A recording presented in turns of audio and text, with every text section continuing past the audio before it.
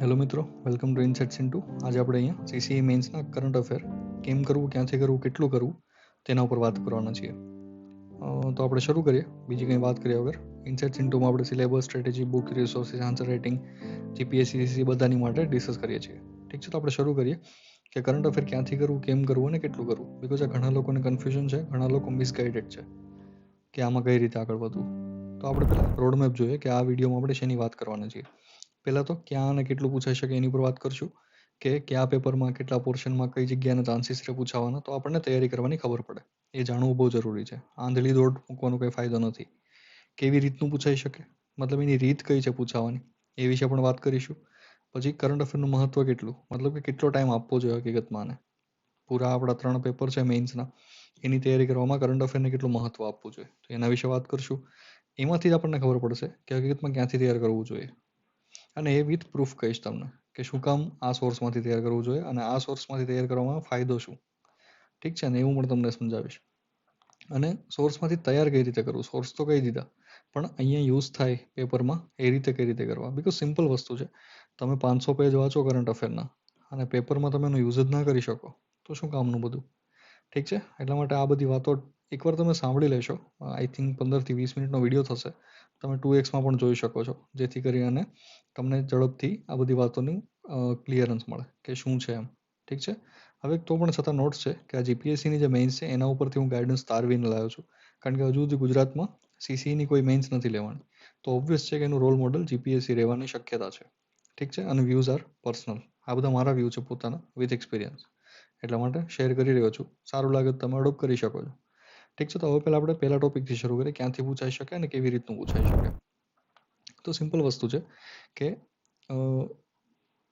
CCE મેન્સમાં Gujarati ભાષા, English ભાષાના 100 mark, Gujarati ભાષાના 100 માર્ક અને જનરલ સ્ટડીઝના 150 માર્ક. બધાને એવું લાગે છે કે જનરલ સ્ટડીઝમાં કરંટ અફેર પૂછાય છે, હકીકતમાં ગુજરાતી અને ઇંગ્લિશમાં પણ પૂછાઈ શકે છે. હવે આવું હું કેમ કહું છું, બિકોઝ મારી પાસે પ્રૂફ છે જીપીએસસીના. તમે સમજો એક વસ્તુ, અને તમે પણ જોઈ શકો છો જીપીએસસીના જેટલા પણ પીવાયક્યુ છે, પાછલા યરમાં પૂછેલા પ્રશ્નો, એમાંથી તમે જોઈ શકો છો કે ક્યારેક નિબંધમાં પૂછી લે, ક્યારેક નિવેદનમાં પૂછી લે, ક્યારેક પત્ર લેખનમાં પૂછી લે, ક્યારેક ચર્ચાપત્રમાં, ક્યારેક અહેવાલમાં. તેના ઉદાહરણ પણ તમને બતાવવા મળે કે કઈ રીતે લોકો પૂછી શકે છે. ઠીક છે, હવે વ્યાકરણ એવી વસ્તુમાં કરંટ અફેરનું કંઈ મહત્વ નથી, પણ અહીંયા એની હિન્ટ આપીને એ લોકો પૂછી શકે છે. તો હવે આ ઘણા લોકોને એવું થશે કે જીએસમાં પૂછેલું તો ઠીક છે, પણ આમાં પણ કરંટ અફેર. પણ ડરવાની કોઈ જરૂર નથી. આ વિડીયો પૂરો થશે ત્યાં સુધી તમને સમજાઈ જશે કે હકીકતમાં કરંટ અફેર તૈયાર કઈ રીતે કરવું, જેથી બધી જ જગ્યાએ તમને ફાયદો થાય. અહીંયા પણ એસેમાં, લેટર રાઇટિંગમાં, રિપોર્ટ રાઇટિંગમાં, ફોર્મલ સ્પીચમાં બધી જ જગ્યાએ પૂછાઈ શકે. ઠીક છે, બધાને ઘણું કન્ફ્યુઝન હોય છે કે શાયદ જનરલ સ્ટડીઝમાં જ પૂછાતું હશે, એટલા માટે લોકો દિવસના 2 કલાકના વિડીયો જોવે છે. ઠીક છે, પણ એની જરૂર નથી. આ વિડીયો પૂરો થશે ત્યાં સુધી તમને સમજાઈ જશે કે કરંટ અફેર કેટલું ઇઝીલી થઈ શકે એવું છે અને વધારે ટાઈમ વેસ્ટ કરવાની જરૂર નથી. તો એક્ઝામ્પલ જોઈએ કઈ રીતે પૂછાય. લાઈક ગુજરાતી ભાષામાં આમે જીપીએસસી 10 નંબરની જે ડીવાયએસઓ લાસ્ટમાં લેવાની મેઇન્સ, એમાંથી એક્ઝામ્પલ કાઢ્યા છે. તો તમને ખબર પડશે કે આ નિબંધના છે કે ગ્રીન ઇન્ડિયા સંકલ્પના 2050નું ભારત. હવે ગ્રીન ઇન્ડિયા સંકલ્પમાં હમણાં જે UNFCCCની જે સમિટો થઈ છે, ઠીક છે, ગ્લોબલ વોર્મિંગને લઈને, એમાં ઘણી વખત ન્યૂઝમાં હતું, એટલે એમાંથી પૂછાયું છે. સ્ટાર્ટઅપ ઇન્ડિયા, યુનિકોર્ન કંપનીઓ, બિકોઝ ઇન્ડિયા અત્યારે સ્ટાર્ટઅપ હબ બની ગયું છે, એટલા માટે પૂછી શકે. મનોરંજનનો નવો વિકલ્પ, વેબ સિરીઝની લાભાલાભ, આ તો કોમન ટોપિક છે, આ બહુ કરંટ અફેર નથી, પણ આ કરંટ અફેર કહી શકાય. તો આ ગુજરાતીનું પેપર છે, ભાષાનું પેપર. હવે એક બહુ સરસ એનું એક્ઝામ્પલ છે, નિવેદન તૈયાર કરવાનું કીધું છે. શેના ઉપર? ગુજરાતના કચ્છ ખાતે તાજેતરમાં પ્રવાસન વિષયક ચર્ચા માટે G20ની બેઠકનું આયોજન થયું હતું. આ અંગે પ્રચાર માધ્યમને જાણકારી આપતું રાજ્ય મુખ્યમંત્રીનું નિવેદન, મતલબ કે સ્પીચ. તો થયું ને કરંટ અફેર ગુજરાતી ભાષામાં. એટલે મે બી આમાં પણ પૂછાઈ શકે છે. તો હવે ઇંગ્લિશનું જોઈએ. હું તમને ડરાવતો નથી, જરીક તમને રિયલાઇઝ કરાવું છું કે ક્યાં પૂછાઈ શકે છે. એક આપણને ખબર હોવી જોઈએ કે ક્યાં અને કેટલું પૂછાઈ શકે, આપણને સેન્સ હોવી જોઈએ. તો બસ એ બાબતે ચર્ચા કરીએ છીએ. ટેન્શન હાલો, આ બધું હું તમને સંભાળી લઈશ અને તમને આસાનીથી થઈ જશે. ઠીક છે, હવે ઇંગ્લિશનું જોઈએ. તો ઇંગ્લિશમાં પણ એક રિપોર્ટ પૂછી લીધો. કયો રિપોર્ટ? કે recent visit, write a report in about 200 words on your recent visit to closing ceremony of 36 National Games 2022. તો હવે કોઈને પણ ક્વેશ્ચન થાય કરે કેટલું વાંચવાનું, જીએસમાં તો ઠીક છે, પણ ગુજરાતી ઇંગ્લિશમાં કરંટ અફેર. પણ ટેન્શન ના લો, વિડીયો પૂરો થશે ત્યાં સુધી તમને સમજાઈ જશે કે આને કેમ ટેકલ કરવાનું હોય છે. હવે જનરલ સ્ટડીઝની વાત કરીએ તો જનરલ સ્ટડીઝમાં ડીવાયએસઓની લાસ્ટ મેઇન્સમાં 2 ક્વેશ્ચન પૂછાયેલા કે 26 જાન્યુઆરી 2023ના રોજ પ્રજાસત્તાક દિવસની પરેડ કે ભારતના વિકાસ અને રક્ષા શક્તિના પ્રદર્શનની પરેડ હતી, મૂલ્યાંકન કરો. તો આ કરંટ અફેરનો છે ઓબ્વિયસલી, આ કોઈ થિયરીમાં તમને સિલેબસમાં નથી આપ્યું, ઠીક છે ને. અને બીજો પ્રશ્ન કે G20 આંતરરાષ્ટ્રીય આર્થિક સહયોગ માટેનો પ્રમુખ મંચ છે, ચર્ચા કરો. એટલે આ કરંટ અફેરના ક્વેશ્ચન હતા આવી રીતે ડીવાયએસઓના એક્ઝામમાં, મેઇન્સમાં. એ શાયદ લાસ્ટ યર આઈ થિંક 2023માં લેવાની છે, તો મને એક્ઝેક્ટ ખબર નથી, પણ ડિસેમ્બર કે એવું કંઈક લેવાની છે. તો આના ઉપરથી આપણને સેન્સ આવે કે કઈ રીતે કરંટ અફેરના ક્વેશ્ચન્સ ક્યાં ક્યાં પૂછાઈ શકે છે. તો હવે એક વસ્તુ સમજીએ પહેલાં કે કરંટ અફેરના પ્રશ્નો કેવા પૂછાય અથવા તો એમના ટાઈપ્સ શું હોય છે. તો સિમ્પલ રીતે સમજો, કરંટ અફેરના ટાઈપ બે રીતના હોય છે, એક પૂછાયેલું ને એક નથી પૂછાયેલું. પહેલાં પૂછાયેલું છે એની ઉપર વાત કરીએ. પૂછાયેલું મતલબ શું કે ફેક્ટ બેઝ ક્વેશ્ચન હોય અને એનાલિસિસ બેઝ ક્વેશ્ચન હોય. હવે આ બંનેમાં બહુ ફરક છે, એ હું તમને ઉદાહરણ સાથે સમજાવું થોડી વારમાં, ઠીક છે. અને બીજું શું હોય કે નથી પૂછાયેલું. નથી પૂછાયેલું મતલબ કે તમને ક્યાંય પૂછ્યું નથી, પણ તમે દોઢા થઈ અને માર્ક ખેંચવા માટે તમે એડ કરો છો કરંટ અફેરને. એનું ઉદાહરણ સમજાવું તમને હમણાં, પણ પહેલાં આ બધા વચ્ચેનો ડિફરન્સ સમજો. આ કમ્પલસરી છે, તમને પૂછાયું છે તો લખવાનું જ છે, બાકી તમને માર્ક નહીં મળે. એને બેઠે બેઠું તમારે સમજીને લખવું પડશે. આમાં જીએસનો ઉપયોગ કરીને એનાલિસિસ વાળું લખવું પડશે. ફેક્ટ બેઝ એટલે કે તમને સીધું પૂછી લીધું છે. એનાલિસિસ એટલે કે તમારે વિચારીને લખવાનું છે. હવે સ્વાયત્ત ઉપયોગ, હવે એ પણ તમને સમજાવું કે એનો મતલબ શું થાય છે. તો એકવાર ઉદાહરણ સાથે સમજીએ. હવે જીપીએસસીના જે લાસ્ટ મેં તમને એક્ઝામ્પલ આપીએ ડીવાયએસઓ મેઇન્સના, એમાંથી તમને એક્ઝામ્પલ આપીશ કે પૂછાયેલા પ્રશ્નોમાં ફેક્ટ બેઝ પ્રશ્ન એટલે શું. તો આપણે જે બે પ્રશ્નો ડિસ્કસ કરીએ એની જ વાત કરીએ કે 26 જાન્યુઆરી 2023ના રોજની પ્રજાસત્તાક દિનની પરેડ એ ભારતના વિકાસ અને રક્ષા શક્તિના પ્રદર્શનની પરેડ છે. તો હવે એણે શું પૂછ્યું છે એ સમજીએ એટલે તમને સમજાઈ જશે કે મેં ફેક્ટ બેઝમાં આને શું કામ મૂક્યો છે પ્રશ્નને. હવે એણે શું પૂછ્યું કે 26 જાન્યુઆરીમાં જે પરેડ હતી એ ભારતના વિકાસ અને રક્ષા શક્તિને કઈ રીતે દર્શાવતી હતી તે લખો ખાલી. તો હવે સિમ્પલ છે, એમાં તમે શું લખવાના તો કે ભાઈ વુમન એમ્પાવરમેન્ટ મતલબ કે સ્ત્રી સશક્તિકરણ, સ્ત્રીઓએ પરેડને લીડ કરી હતી. પછી એ એટલે ભારતનો વિકાસ. પછી રક્ષા શક્તિ એટલે તો કે ભાઈ આકાશ, આ મિસાઇલ ડેવલપ થઈ, આ વિમાન ડેવલપ થયું, રફાલ આપણે ઉડાડ્યું, ટ્રાય મિનિસ્ટર મતલબ ટ્રાયડ આપણે ન્યુક્લિયર એચીવ કરી લીધું, આપણું એનએસજી, એ બધી તમે આ વિષય લખો એટલે શું થયું, તમે શું લખ્યું કે રક્ષા શક્તિનું પ્રદર્શન કર્યું. અને ભારતના વિકાસ એટલે તમે ટેબ્લોની વાત કરો કે ભાઈ ગુજરાતનું ટેબ્લો હતું, એનામાં આ દર્શાવ્યું હતું, આ દર્શાવ્યું હતું. તો એ ફેક્ટ બેઝ છે, જે થયું છે એ જ લખવાનું છે. હવે બીજો પાર્ટ કયો આવે, એનાલિસિસ. ક્વેશ્ચન કરંટ અફેરના એનાલિસિસ બેઝ પણ પૂછી શકે. એનો મતલબ શું થાય આ ક્વેશ્ચનથી સમજીએ. આ ક્વેશ્ચન એનાલિસિસનો હતો. G20 આંતરરાષ્ટ્રીય આર્થિક સહયોગ માટેનો પ્રમુખ મંચ છે, ચર્ચા કરો. હવે અહીંયા ફરક છે, જેને હકીકતમાં જે સમજ્યો નથી કે આન્સર કેમ લખવાનો, એ શું કરશે G20 વિશે લખીને આવતો રહેશે, પણ એ નથી લખવાનું. તમારે શું લખવાનું છે કે G20 ઇન્ટરનેશનલ મતલબ કે આંતરરાષ્ટ્રીય આર્થિક સહયોગ માટે કઈ રીતે મદદ કરે છે એના ઉપર લખવાનું છે. G20માં શું થયું અને પીએમ સાહેબે શું કર્યું અને કેટલી મિટિંગો થઈ અને એ નથી લખવાનું, પણ શું લખવાનું છે કે એ બધાને લીધે કઈ રીતે આર્થિક સહયોગ થાય ભારતને અથવા તો કોઈ પણ દેશને, તો એની ચર્ચા કરવાની છે. હવે એ ક્યાંય તમને લખેલું મળે ના મળે એવું ફિક્સ નથી હોતું. એ તમારે શું કરવાનું હોય છે, એનાલિસિસ. એનાલિસિસ ક્યાંથી થાય, તમારા જીએસના વાંચેલા નોલેજ ઉપરથી. તમારું જીએસનું ઇકોનોમીનું નોલેજ તમારે G20ના જે પણ ઇનિશિયેટિવ હોય એની જોડે લિંક કરી અને તમે તમારો જવાબ લખવાનો હોય છે. એટલે આ બીજા પ્રકારના ક્વેશ્ચન થયા એનાલિસિસ બેઝ, મતલબ કે તમારે ચાલુ પેપરમાં એનાલિસિસ કરીને ક્વેશ્ચનના આન્સર લખવાના હોય છે. આ બંનેમાં ડિફરન્સ છે. હવે આ તો પૂછાયેલા હોય છે, કમ્પલસરી છે, નહીં લખો તો તમારા માર્ક ઉડી જશે.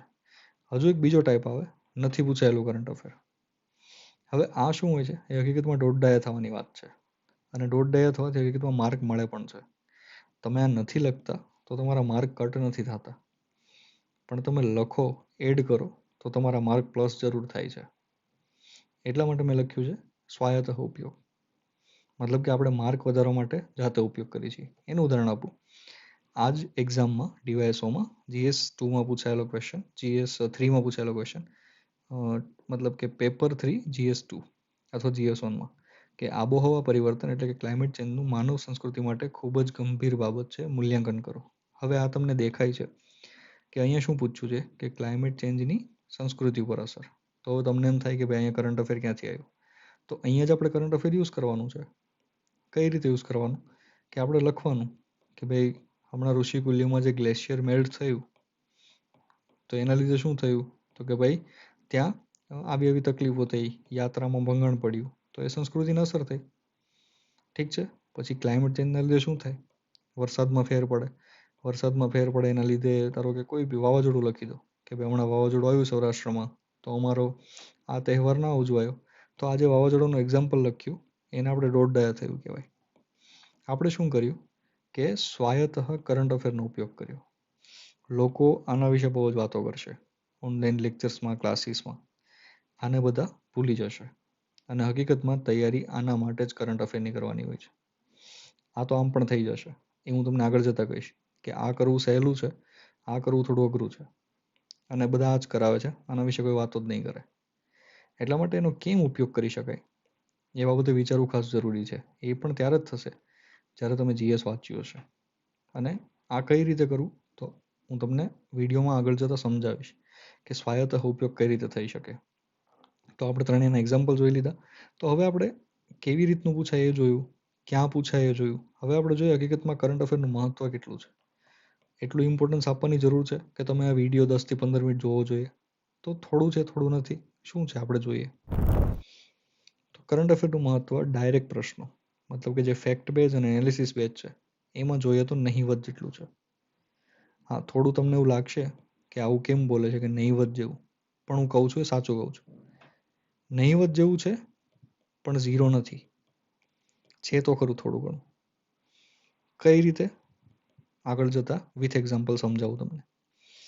ફેક્ટ બેઝ અને એનાલિસિસ બેઝમાં હવે જેમાં સીધા તમને પ્રશ્નો પૂછી લે, જેમ આપણે G20 અને પરેડના ક્વેશ્ચનની વાત કરી. બીજું શું છે, સ્વાયત્ત ઉપયોગ, મતલબ કે આપણે જે દોઢ લખીએ છીએ એનું મહત્વ ખૂબ જ વધારે. શું કામ આનું મહત્વ ખૂબ જ વધારે? બીકોઝ આ જે છે એ બધાને આવડતું હશે, એટલે બધા એમાં કમ્પીટ કરશે. અને આનો ઉપયોગ કેટલી જગ્યાએ થશે? માત્ર 2 કે 3 ક્વેશ્ચનમાં જ્યાં પૂછાયું છે ત્યાં. આ મહેનતનો તમારી ડાયરેક્ટ પ્રશ્નની. આનો ઉપયોગ ક્યાં થશે? આના સિવાયના બધા જ ક્વેશ્ચનમાં. પછી એ ગુજરાતીનું પેપર હોય, ઇંગ્લિશનું પેપર હોય કે જીએસનું પેપર હોય, બધા જ ક્વેશ્ચનમાં સ્વાયત્ત ઉપયોગ થઈ શકે. એ ક્યાં શીખશું? આ ચેનલમાં સબસ્ક્રાઇબ કરી લો, તમને આવતા વિડીયોઝમાં શીખવા મળતું રહેશે કે કઈ રીતે કેમ યુઝ થાય છે એનું. ઠીક છે ને. જ્યારે આપણે આન્સર રાઇટિંગના અલગથી સેશન શરૂ કરશું ત્યારે તમને આ બહુ જ સારી રીતે શીખવાડીશું કે કેમ થાય છે. તો હવે ક્વેશ્ચન થાય કે હકીકતમાં જો નહીવત જેટલું છે તો માર્કેટમાં બધા આની જ કેમ વાતો કરે છે? માર્કેટ ગરમ કેમ છે? તો સિમ્પલ વસ્તુ જ છે. વ્યૂઝ જોઈએ છે, કોર્સ વેચવાના છે, ઘણું બધું છે લોકોને, એટલા માટે કરે છે. પણ હું કહું છું આનું નહીવત છે. હમણાં હું કહીશ તમને કેમ, અને આ ખૂબ જ વધારે છે. તો આ કેમ કોઈ સમજાવતું નથી? બીકોઝ આ સમજવા માટે તમારે તમારું જીએસ સ્ટ્રોંગ કરવું પડે. જીએસ સ્ટ્રોંગ થાય ત્યારે જ આનો ઉપયોગ થાય. અને હકીકતમાં તમે આનો ઉપયોગ કરતા શીખી ગયા તો હરેક ક્વેશ્ચનને તમે 1 થી 1.5 માર્ક બધા કરતાં વધારે લાવી શકો. વધારે. જેમ આપણે કેમ પાછળના ક્વેશ્ચનમાં વાત કરી કે ક્લાઇમેટ ચેન્જનો ક્વેશ્ચન હતો, કરંટ અફેરને રિલેટેડ પણ નહોતો, છતાં પણ આપણે કરંટના 2 એક્ઝામ્પલ નાખી દીધા. તો એ એક્ઝામ્પલ નાખીને આપણે શું ક્રિએટ કરીએ છીએ? રિલેવન્સ, મતલબ કે સમય જોડે તદામ્ય. એટલે જે પેપર ચેકર છે એમને એમ લાગે કે તમે ટોપિકને સરખી રીતે સમજ્યા છો અને તમે ટોપિકને કરંટમાં ફોલો પણ કરો છો. એટલા માટે તમને બીજા કરતાં 1 અથવા તો 1.5 અથવા તો 2 માર્ક વધારે મળે એક્ઝામ્પલ્સથી. એટલા માટે સ્વાયત્ત ઉપયોગ ખૂબ જ વધારે જરૂરી છે. ડાયરેક્ટ પ્રશ્નોમાં એનાલિસિસ ફેક્ટ નહીવત જેટલું છે, પણ છે તો ખરું. એવું નથી કહેતો કે જરા પણ નથી. તો તમને પ્રશ્ન થવો જોઈએ. ઓબ્વિયસલી આપણે સામે નથી બેઠેલા, તમે કોઈ નથી પૂછતા. ઘણાને થતો હશે કે કંઈ પ્રૂફ છે કે એમ જ ફેકમ ફેક કરો છો. તો પ્રૂફ આપવા પહેલાં તમને એક સિલેબસની વાત કરી દઉં કે મહત્વ માટે એક વસ્તુ સમજો કે CCB ગ્રુપનો સિલેબસ છે. સોરી, અહીંયા બી લખ્યું છે, અહીંયા એ આવે. જે એ ગ્રુપનો સિલેબસ છે એ સિલેબસ કંઈક આવો છે કરંટ અફેરનો. ઇવેન્ટ્સ ઓફ રિજનલ, નેશનલ અને ઇન્ટરનેશનલ ઇમ્પોર્ટન્સ. ઇવેન્ટ્સ. હવે જીપીએસસી ડીવાયએસઓનો આ સિલેબસ વાંચો. પ્રાદેશિક, રાષ્ટ્રીય, આંતરરાષ્ટ્રીય કક્ષાની મહત્વની સાંપ્રત ઘટનાઓ. ઇવેન્ટ્સ એટલે સાંપ્રત ઘટનાઓ, ઇમ્પોર્ટન્સ એટલે મહત્વની, ઇન્ટરનેશનલ એટલે આંતરરાષ્ટ્રીય, નેશનલ એટલે રાષ્ટ્રીય, રિજનલ એટલે પ્રાદેશિક. એટલે કે તમને આ ઇવેન્ટ્સ ઉપરથી કોઈ પણ ક્વેશ્ચન્સ પૂછી શકે. એટલે તમને સમજાય? હવે કોઈ પણ ઘટના હોઈ શકે, બંનેમાં સેમ જ છે. પણ હવે તમે વિચારો કે જીપીએસસીમાં જીએસના 2 ક્વેશ્ચન પૂછાય ડીવાયએસઓમાં. 2 ક્વેશ્ચન. તમારે આપણે સીસીઈમાં એક જ પેપર હોય છે. તો હવે તમને એમ થાય, હા તો શું છે, પ્રૂફની વાત કરો, જે આપણે વાત કરવાની છે. તો હવે આ GS1 નું પેપર છે, આ GS2 નું પેપર છે. આ 2 ક્વેશ્ચન આપણે ડિસ્કસ કરીએ હમણાં, પરેડનો અને G20નો. ટોટલ 20 ક્વેશ્ચન છે. આમાંથી આ 2 સિવાયનો મને કરંટ અફેરનો ક્વેશ્ચન શોધીને આપો. 5 સેકન્ડનો બ્રેક જોઈએ વાંચવા માટે, પોઝ કરી ઝૂમ કરીને તમે લઈ લો. પણ મને આમાંથી તમે આ 2 ક્વેશ્ચન સિવાયનો કરંટ અફેર શોધીને આપો. મળે કે નહીં વિચારીને મને કહેજો. હવે મેં શા માટે કીધું કે ડાયરેક્ટ પ્રશ્નો નહિવત જેવું જેટલું ઇમ્પોર્ટન્સ છે. તો સમજો એક વસ્તુ, જો આ પેપરમાં 20માંથી 2 ક્વેશ્ચન એટલે કે 10%. જો 10% જ મહત્વ હોય તો એની પાછળ દિવસમાં કલાક કે 2 કલાક બગાડવી હિતાવહ મને નથી લાગતી. એટલા માટે કહ્યું કે નહિવત જેવું. જ્યારે એક્ઝામ આવશે ત્યારે તમને ઓટોમેટિક, તમને ખબર જ છે, આ તમે નથી સાંભળ્યું એવું નથી કે તમે એવું પરેડની વાત તમે સાંભળી જ નથી એવું નથી, G20ની વાત તમે સાંભળી જ નથી એવું નથી, એ બધાય સાંભળ્યું જ હોય છે. એટલે ડાયરેક્ટ પ્રશ્નો જે ફેક્ટ અને એનાલિસિસ બેઝ છે કરંટ અફેરના, એનું ઇમ્પોર્ટન્સ નહિવત જેવું છે. તમે જોઈ શકો છો જીપીએસસીમાં, ઇવન આ જ એક્ઝામમાં નહીં, તમે જીપીએસસીના કોઈ પણ ક્વેશ્ચન પેપર કાઢો, તમને બધા જ ક્વેશ્ચન પેપરમાં આ વસ્તુ જોવા મળશે. તો હવે એક વસ્તુ સમજો કે તમારી પાસે 2 ક્વેશ્ચન કરંટ અફેરના છે અને સામે 18 ક્વેશ્ચન સ્ટેટિકના છે, મતલબ કે થિયરીના છે. આપણે જીસીસીની વાત કરીએ કે ધારો કે 150 માર્કનું પેપર છે, તો આપણે અત્યારે એવું ધારીએ કે 10 માર્કનો એક ક્વેશ્ચન આવવાનો, તો 15 ક્વેશ્ચનમાંથી 1 અથવા તો વધીને 2 ક્વેશ્ચન કરંટ અફેરના હશે, વધીને 2 ક્વેશ્ચન. તો હવે તમે વિચારો કે 13 ક્વેશ્ચન માટેની મહેનત કરાય કે આ 1-2 ક્વેશ્ચન માટેની. હું શું કામ કહું છું તમે સમજો કે કરંટ અફેર આપણે એકદમ કાઢી નથી નાખવાનું, કારણ કે આ જે 13 ક્વેશ્ચન છે કરંટ અફેર સિવાયના, એમાં આપણે સ્વાયત્ત ઉપયોગ કરવાનો છે દોઢ ડાયા થઈને, કે જેથી કરીને આપણને બીજા બધા કરતા થોડો માર્ક એક્સ્ટ્રા મળે. સમજાયું તમને? હવે એ કઈ રીતે કરવું, સોર્સ ક્યાં હોવો જોઈએ, કઈ રીતે અત્યારે કરંટ અફેરને કરવું જોઈએ, એ બહુ મોટો કન્ફ્યુઝનનો ક્વેશ્ચન છે. તો પહેલા એના પર વાત કરીએ કે સોર્સ શું હોવો જોઈએ. તો મેં આ 2 પાર્ટ્સ પાડ્યા છે, એક અત્યાર માટે, એક એક્ઝામ આવે ત્યારે. આવા પાર્ટ મેં શું કામ પાડ્યા એ સમજાવું તમને. બિકોઝ કોઈ પણ એક્ઝામ હોય, મેઇન્સ સ્પેશિયલી, તો એમાં કરંટ અફેર લાસ્ટ 3 થી 4 મંથનું જ પૂછાતું હોય છે, અને વધીને તો મેક્સિમમ કીધા, બાકી તો 2 થી 3 મંથનું જ પૂછાતું હોય છે. અને થોડું પણ લેટ થાય તો ટોપ ઇવેન્ટ છે, મતલબ હાઈ નોચ ઇવેન્ટ્સ હોય છે, એવી જ કંઈ પૂછાતી હોય છે. એટલે કરંટ અફેર કરવા માટે અત્યારની સ્ટ્રેટેજી અને એક્ઝામ આવે ત્યારની સ્ટ્રેટેજી બંને અલગ હોય છે. તો પહેલા અત્યાર માટે વાત કરીએ. અત્યારે શું કરવાનું, કમ્પલસરી ન્યૂઝપેપર રીડ કરવાનું, કોઈ પણ એક ન્યૂઝપેપરમાં એડિટોરિયલ જ, અને એ પણ કેવી વસ્તુ કે જે હકીકતમાં આપણને કામ આવે એવી વસ્તુ, એ પણ ગમે એવી વસ્તુ આપણે વાંચવાની નથી. બીજું, પાક્ષિક અથવા તો પ્રેસ રિલીઝ, સીએમની, ચીફ મિનિસ્ટરની પ્રેસ રિલીઝ આવે છે, એ વાંચવાની. આ દરરોજ કરવાનું છે ભૂલ્યા વગર, અને સમજવાનું છે કે કઈ રીતે કરવાનું. મારી એડિટોરિયલ સિરીઝ, મતલબ ચેનલમાં એડિટોરિયલ સિરીઝ મતલબ કે દરરોજનો એક એડિટોરિયલ અથવા તો અઠવાડિયાના 3 કે 4 એડિટોરિયલ ડિસ્કસ કરું છું. એમાં હું સમજાવું છું કે ન્યૂઝપેપરને સમજવું કઈ રીતે, જીએસમાં આપણે એડિશનલ મતલબ કે સ્વાયત્ત ઉપયોગ કઈ રીતે કરવો તેના વિશે વાત કરું છું. તો એ ફાયદો અહીંથી થશે, આપણને જીએસ સમજાતો થશું, આપણને પ્રવાહ સમજાતો થશે, આપણને ભાષા આવડશે, આપણને શબ્દો આવડશે, એ બધું અહીંથી થશે ન્યૂઝપેપરથી. એટલા માટે એક ન્યૂઝપેપર કમ્પલસરી વાંચવાનું છે, ઠીક છે. અને ન્યૂઝપેપરમાં વધીને 45 મિનિટ, 45 મિનિટથી વધારે કોઈને આપવાની નથી. અને ન્યૂઝમાં સ્પોર્ટ્સ, હીરો હિરોઈન, સેલિબ્રિટીઝ, એને થોડું સાઈડમાં રાખજો.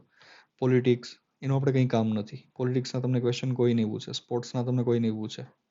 સ્પોર્ટ્સના પોલિસી પૂછેલી વસ્તુ અલગ છે, ઠીક છે. એટલે એના વસ્તુ કે થાલાએ આ વખતે શું કર્યું આઈપીએલમાં નથી પૂછાવાનું.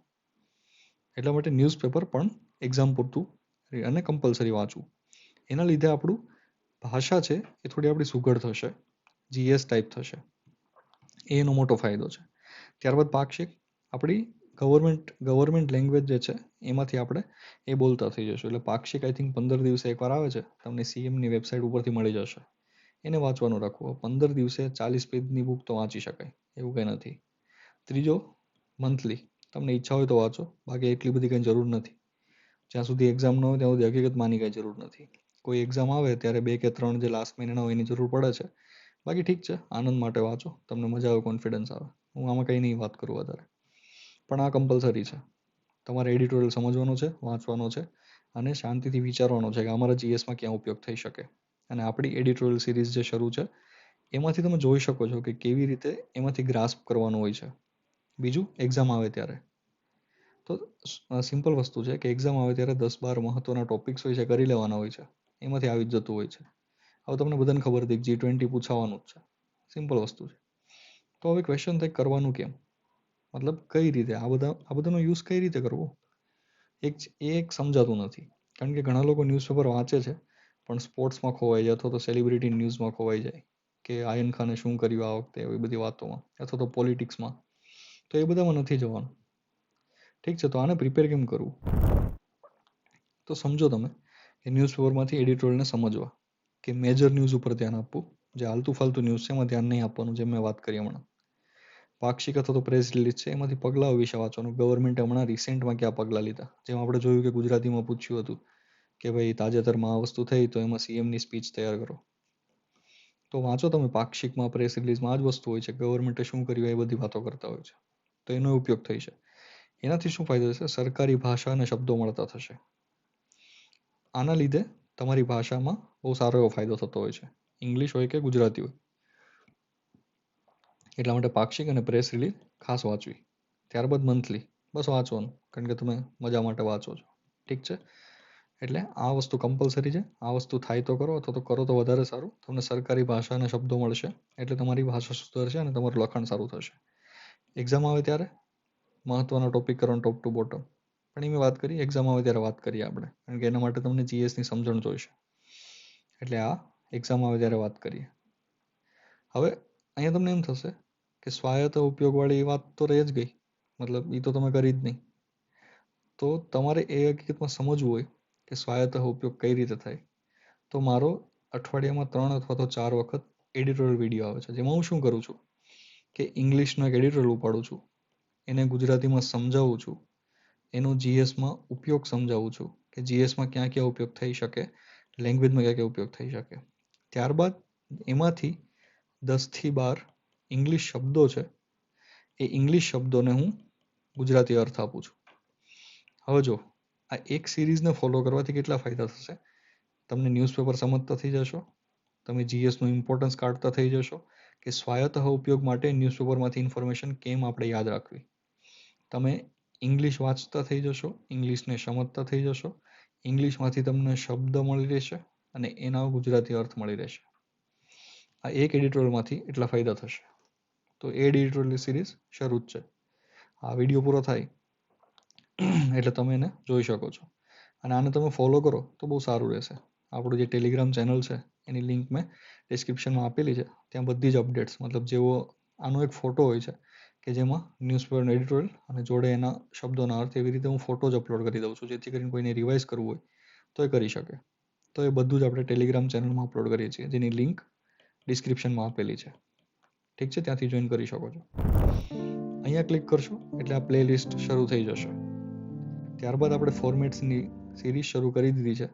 જેમ કે અહીંયા ટ્રાન્સલેશનનો તમે વિડીયો જોવો છો, અહીંયા ક્લિક કરશો તો ટ્રાન્સલેશન શરૂ થઈ જશે એનો વિડીયો. અહીંયા એડિટોરિયલનું સિરીઝ છે, જોઈજો. અને સબસ્ક્રાઇબ ખાસ કરો, અહીંયા ક્લિક કરો એટલે સબસ્ક્રાઇબ થઈ જશે. Thank you.